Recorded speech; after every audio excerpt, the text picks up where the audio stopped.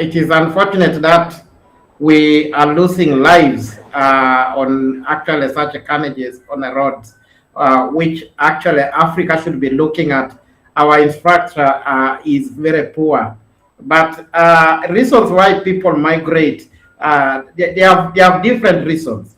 And probably I would say in search of green pastures, in search of jobs, in search of different issues in Africa. Because Africa has become one of the continents where even its own citizens are no longer actually depending on. So the best way is you to move where you can a bit find life. So jobs is one of the reasons why people migrate. The other one maybe is a good condition of environment where you can settle and probably have a kind of a future you need. So it is unfortunate that these people got into such a calamity on the way. So we really not happy for that. But those are the reasons why people actually migrate. Yeah, interestingly, Mr. Martins, you are a business and, of course, financial advisor. From your perspective, do you think, aside the fact that this is a greener pasture move on the path of these migrants, 22 of these people losing their lives, and most importantly, Ethiopia, a country that is still trying to grapple up with its economy and do better with her economy, is losing these lives to, of course, the harsh hands of death because the people want greener pastures. What's your position on the part that some have said that the government of Abiy, that's the president of Ethiopia, is not doing well enough economically to help her people stay in the country? Yeah, thank you, Mr. David, and again, Happy New Year. First and foremost is to condole with the family that has lost their loved one in this road carnage. Secondly, to mention is that Africa, we are not creating an environment to enhance employment, to nurture talent, and that's why you see most of African youths and probably middle age opting to travel overseas to seek for green pasture and their daily livelihood. And Africa, I urge the African leaders that we are sitting on wealth that can nurture not only the current generation, but the generation to come. But essentially, if we are not using the potential or the minerals or the wealth at disposal to harness or to address this issue, we're gonna have the Africa whereby everyone is migrating overseas to seek the green pasture, which can be found here. Secondly, Africa through the AU, African Union, should harness a network in infrastructure. Because now when it comes to the time of festive season, you find that our roads are so busy, traffic, you find these various people, road users are not observing traffic rules, and the ends we are ending up losing life.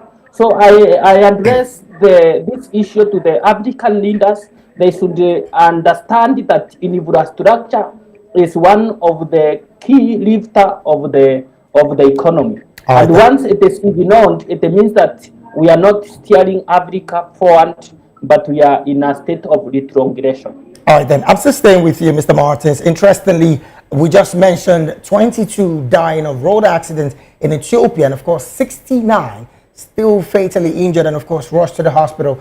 I'm coming to Kenya. 9 persons died early hours of this morning in a road crash in your country. Now, this is becoming one too many, and there is also what a lot of people has termed as negligence of government, particularly on the fact that about 310 billion Kenyan shillings have been, of course, lost annually to road crashes. Some have called this an act of negligence on the part of government, but what would you say that the government has not done right on the part of getting not only to fund cameras, road cameras, rubble strip, and of course median barriers that has become a major problem in the roads in Kenya? Thank you, Mr. David. One thing is that it not only in Kenya but across the African continent we have poor roads network. Secondly, is when we come to the distribution of revenue from the government. You find the money that was meant for the infrastructure development. That money is either squandered or rooted in an industrial scale. Hence, we find that money that was meant to maintain our roads, they are channeled to individual interest. Hence, our roads network will be poor condition until we lose more people, else and default. So this issue of accident has been a perennial issue. It is recurring, but mostly during the festive season, as I've said earlier, is when that you find our roads are occupied or are busy. And hence, if our roads are poor maintained, it happens that vehicle can have mechanical issue, which now driver may have no control over it. Hence, you find there are potholes in our roads, which might cause accident now and then if our roads are not maintained. So I'm returning the bullet back to the government, and not only Kenyan government, but across the African continent, that they address this issue of infrastructure. Because once infrastructure is ignored, it means even the cross border to search for the green patch that is helping a percentage of our population, it means that we will be in a situation whereby even hand and mouth it becomes an issue. So once we address this issue of infrastructure, our economy will do well. Our system will be smooth. All right, then. Well, I'm still going to stay with you before I go to Uganda because, again, some have said the act of not being accountable for these kind of incidents has cost so much on the path of government. Now, the part of responsibility is what I want to talk to. Now, after 2 deadly crashes in just days, how many, because you are in Kenya, how many matatu circles have been suspended? I'm talking about officials now, have been suspended, and how many vehicles have been impounded? Plus, you know better how the government of Kenya also operates in terms of budgeting. What would you say is the government doing different with the 2026 budget, particularly on these kind of accidents for reoccurrence not happening? And again, like I said earlier, who have been held accountable for these crashes? Two already major accidents in just days. Yes, thank you so much. One thing is that government has put the measures in place whereby if you are found car purple in where you are not observing the traffic rules, you're gonna be imprisoned or fined. But that will not address the key of accident. That's why I've said that infrastructure is the issue. Because now if we ignore the infrastructure, we end up being with the people in the jail, people who are desperate to feed their families, people who want to build the economy.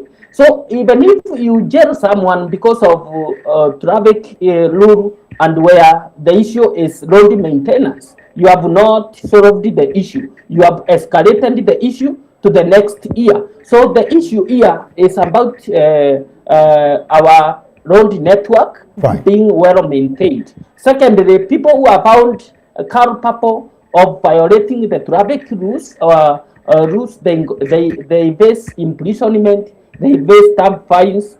But to me, I advocate the government in African continent to observe infrastructure being honest so that it can address our economy and our day-to-day life.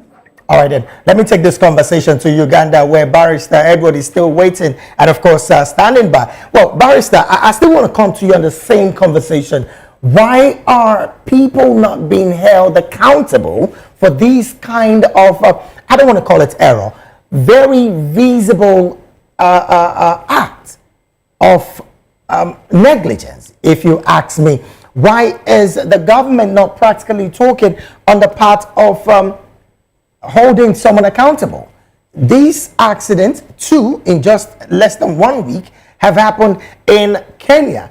And I want you to also, marry this whole conversation with the fact that the recent arrest that was being made about a couple of days ago, the Marsabit police arresting a young quack doctor who, of course, carried out an illegal abortion on a 40-year-old, a 23-year-old woman. What do you make of all of this and people not being held accountable for actions? Yeah, accountability remains in the leadership in hand. So there is a political will. We will be talking about the political will, which is also not there in the leadership in Africa. We particularly talk about, maybe if I am to use the example with Kenya, you get that today the current ruling government, you get that the president is a man who deals with so many businesses, and you get that to the level of allocating his own family to some of these sectors. I know better of a son of the president who's actually engaged in the transport sector. So you get that there is nothing like you can actually be accountable when you are practicing the same activity. So it is very difficult for the government to make policies, even though those policies are there. People's lives are just like used for this kind of political gains, because the policies are being ignored. We now look at where do you belong politically. So in the event that you actually even have been found capable on some of these issues, you get that what is in your hand. That is one thing they look at. So as long as you are capable of managing the situation within and get out of it, then be it. So those who are totally poor will always continue to suffer. And that is the Africa we are talking about today. The leadership in Africa does no longer value what we call human rights. In other words, conflict of interest is what is visible.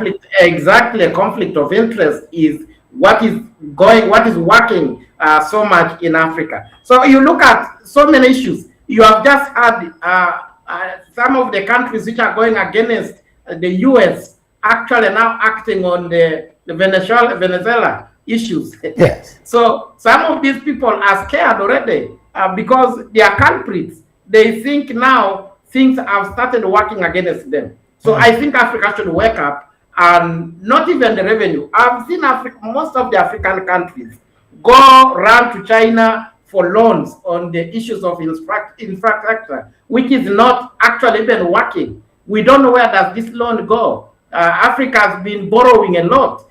We are in debt in every corner, just in the purposes of making our roads good, but these roads are not working. Everything just under quagmire. That is the problem. All right, then. Well, let me stay with you, Barrister Edward. Interestingly, the government of Uganda has said clearly that it was banning live broadcast of riots, unlawful procession, and other violent incidents ahead of the elections in which President Yoweri Kaguta Museveni is seeking to extend his 40-year run.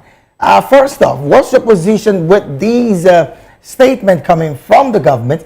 Plus, there's been allegations of the fact that the internet will be shut down during elections.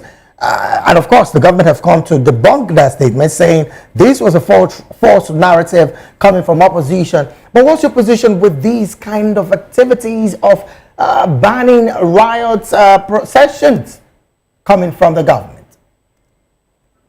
you know, it is against the law to ban rioting, banning people who want to demonstrate in peace, because it is a right of every citizen in Uganda to actually demonstrate as long as they are not armed. So those are things we actually looking at now, that the government is now trying to intimidate, is trying to sell fear to the citizens when they are going for voting. The issue of internet, that one I want you to look at the history. The last election, it happened the same way, because that is the time the ruling government, the ruling party, actually did the same. So it is not new to Uganda. In fact, as we are talking in Uganda, I want to tell you there is something called internet. You can't get anywhere. You buy data, you're only using 2 minutes, you no longer have that data. So there is a way they have made their rules that no social media should be actually so much. People should not be active in social media in Uganda. So that communication is meant to threaten, and it is meant to intimidate the electorate. And it is going to be like that. There is nothing like a denial. The government is prepared. I want to take you back to the statement of the president concerning the CNN journalist, Yes. Madowa, Yeah. where he actually raised up and said he does not want Madowa to cover or to come and interfere with elections in Uganda like Tanzania. So those are some of the things, the fear the president is actually having. So that is happening, and I confirm to you, there is no internet in Uganda. Wow, that's quite an unfortunate one, really, because questions are being asked afterwards. Why is the government trying to change the narrative, calling what is naturally called a protest a riot? Because, again, as it stands, the statement of the government is that it was banning live broadcasts on riots, whereas what is said was protest. And then the question I want to find out from you before I go to Kenya is the fact that if the process truly, like the government is saying, is going to be free and fair, why criminalize live coverages of protests? And of course, who benefits from these acts when citizens can't see events unfolding in real time during election? I want you to ask yourself where the other candidates are being prohibited from campaigns. I don't know whether that is what we call fair kind of a play game, which is that you prevent me from selling my manifesto. You prevent me from reaching the electorate. Is that really being fair? So I want to assure you, Uganda does not have fair election. This is undecided. This is a decided election. The president knows what they are doing, and they know that the election is already done. We are just waiting a date of pronouncement, which is coming on 15th. After that date, Museveni will again be in power, just the way he has always been. But being fairness there is nothing like being fair in Uganda. Oh, well, before I come back to you, let me take this conversation to Kenya. Mr. Martins, interestingly, you are, I want to use the word neighbors with, of course, the Ugandan state, so to say. From your perspective, as it stands, in 2021, there was a 4-day blackout, which, of course, was attributed before the election, which was attributed to some technical glitches and all of that. What's your position about the fact that hundreds of opposition supporters ahead of the January 15 election are presently still in custody before election day?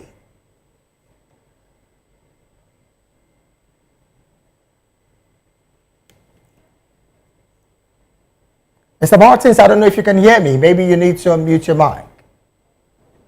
Yes, thank you so much, Mr. David. Go ahead. To start with is to say that African continent leaders, particularly presidents, they are running a system of state capture of institutions, You find the electoral commission in every country is an independent, but essentially it is the mouthpiece of the state. Secondly, is whereby we have in our continent there is no what we call transparent, verifiable, and credible election, because you find it is a perennial issue happening every election year. You find the election is not verifiable, it is not transparency. Transparency is mean when you ban the media, and now sorry to mention the Media Act. The Media Act is violated by all African leaders, because where there is no media, it means there is no transparency.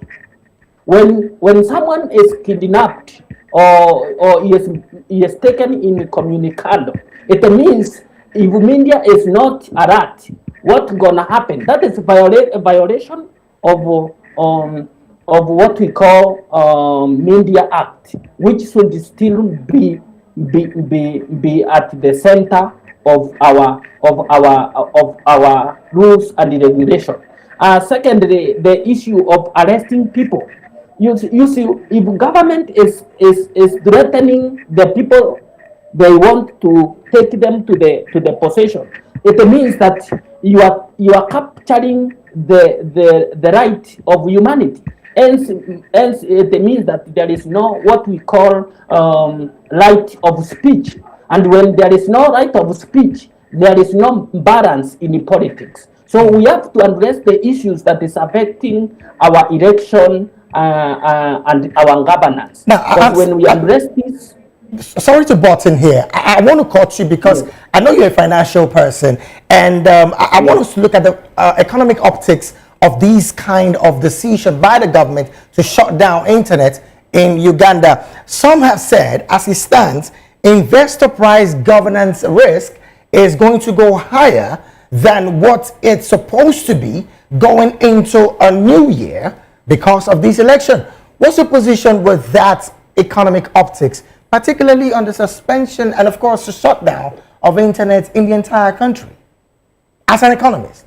that from the perspective of understanding the governance, that is a real excuse whereby people want to use their personal forces to enforce something. So saying that you are cutting over the network, it means you are affecting the people who are benefiting from the internet.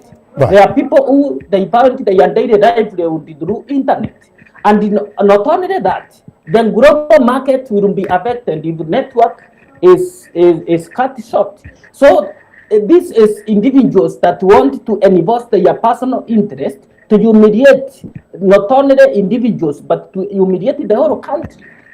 All right, That's what we are calling state capture of institution. If government should observe the rule of law, it should not come to a state whereby they are capturing institutions that need to be independent. Because if the institutions that should be independent are captured or they are mouthpiece of the state, we have no Africa to speak for the common man. All right, then. Well, let me take this conversation back to Barrister Edward. You are a human rights activist, and as it stands, at least 550 opposition supporters detained, allegedly, from what we hear and reports coming from Uganda. As it stands, the January 15 election, from your perspective, how much of an electoral clarity are we going to be seeing across Uganda, particularly on the landscape, political landscape of Uganda? Of course, owing to the fact that the U.S. government presently is looking almost at all countries in Africa. In fact, that is what we call a free and fair election in Uganda, a state of military. So Uganda, the president coming up with such statements that is actually declaring these elections free and fair, it is unfortunate. As we talk right now, you get that militaries, convoys patrol the city. So there's no even a freedom of movement in the city, in the capital of Uganda. Not only the capital, most of the cities in Uganda, just because, okay, even though you say this is providing security, you cannot use military. We have what we call police, Right. which are actually entitled to do this work. Right. But I'm failing to understand why is the president bringing a special army to man this kind of election. This is a freedom for every citizen of Uganda. So all that is one way of deterring, one way of converting, one way of just confusing the world in the name of security. Just as you have said, how many opposition supporters are in prison. It is a week ago when the general, who is now the in charge of military, the Yes. son of the president, Right. actually declared that the prison, which is called Luzira prison, be cleared before 15th, so that now the prison should be full of the opposition, and that is the arrangement of the son. Wow. So in actual sense, there is no free and fair elections we are looking at. We are looking at the situation whereby one candidate is totally in fear, is actually guarding himself in the name of a free and fair statement, which is not correct. So Okay. I see nothing coming good on 15th, but just to denounce what is not right for again Ugandans. Well, I want to say big thank you to you, Barrister Edward Okwara Matakinye, for joining the analysis segment of the African News. We're really pressed for time. I would have loved to continue on this conversation, but I definitely know that as the days progress, we definitely also will be talking about this even much more. And of course, we'll be having you chime in on some of the developments that we see coming from Uganda. Once again, thank you so very much, Barrister Edward, for being here. Thank you so much, my brother. Also, thank you so very much, Mr. Martins Ivere Njue. Mr. Martins is a political and public affairs analyst and a financial advisor. He is the CEO and founder of Wealthgate Insurance Agency in Kenya. Mr. Martins, thank you so very much also for lending your voice on the African News segment analysis.